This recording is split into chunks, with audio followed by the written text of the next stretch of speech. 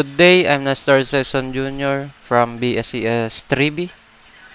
I designed an assembly language program to add, subtract, multiply, and divide two-digit numbers. And assembler instructions should be formed from the discussed selection and iterative statements. Be sure to include section labels on your code and comments explaining each line, and an error message should be displayed if necessary. The program will loop until the user chooses 0 to exit. And here's the sample run. Here's my assembly program that will add, subtract, multiply, and divide two signed two-digit numbers.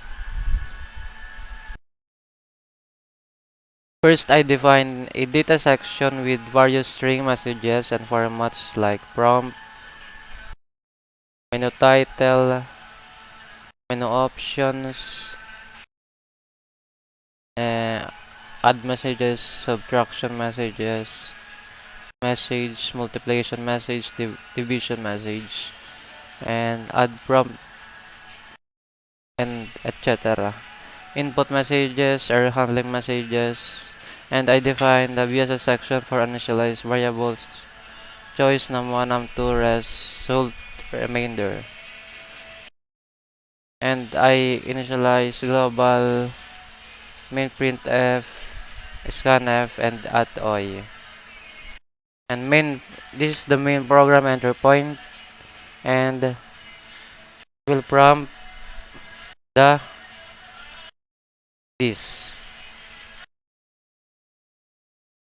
And this is the while begin. It is the main loop begins, and it will display the menu title, the menu options, and ask for the user for their choice. Here's the choices: exit, add, subtract, multiply, divide. And it will check if the user's choice is invalid choice, and it will execute the corresponding operation like add, subtract, multiply, or divide. Here's the add operation function. First, it will display the addition message here. Addition message. And it will, the user will input the first number, and it will check if the input is within the valid range, which is the negative 99 to 99. And input the second number, and same as the first number, it will check the input if it is within the valid range from negative 99 to positive 99. And it will perform the addition, and it will display the result and jump to the while begin, to the beginning of the loop. And same as the addition, in subtraction, multiplication, and division. In division, it will display the remainder. Now we are here in the error handling sections for invalid inputs. The invalid choice, it is the error handling for invalid choice input. Is the user input less than to 0 or greater than to 4. And invalid divisor error in division operation. It is an error handling for invalid divisor, or user input 0 in second number or divisor. And handle out of range errors for first number during addition, second number during addition, subtraction, multiplication, and division. And this is the while end. It will display thank you and exit. Now if we run this program,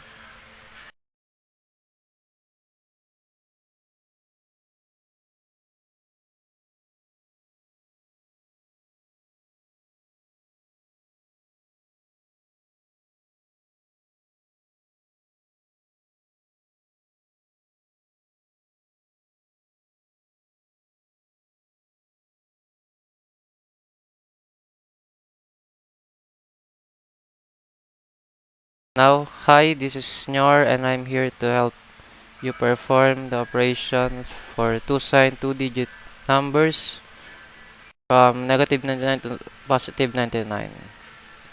Simple calculator by Nyor. First, let's try add. For example, 100. Input should only be between negative 99 to positive 99. So let's enter again, like 99. And second number, 1.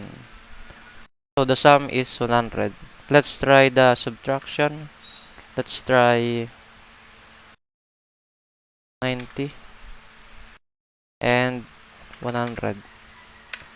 So input should only be between negative 99 to 99. So let's enter again. Let's try 11. So the difference is 79. Let's try the multiplication. Let's try 12 and negative 100. So input should only be between negative 99 to 99. Let's try 10. So the product is 120. Let's try divide. Enter the verse number. Let's try 10. And the divisor should not equal to 0. Let's try.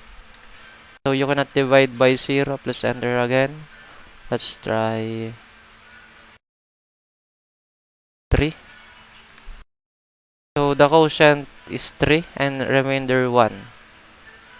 So all the operations, let's try X to exit. So the thank you message will prompt and it will exit the program.